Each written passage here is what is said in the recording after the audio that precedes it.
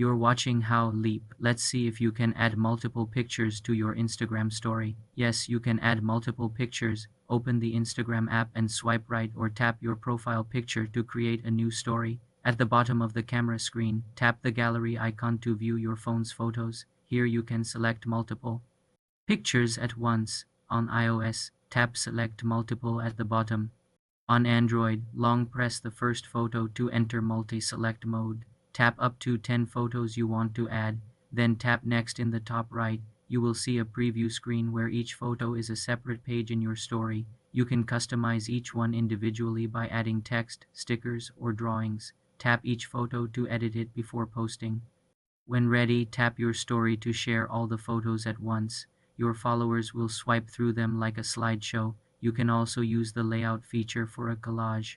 Select layout from the camera options, pick a style, and select multiple photos to fit into one story frame. For more simple computer tutorials, subscribe to the channel.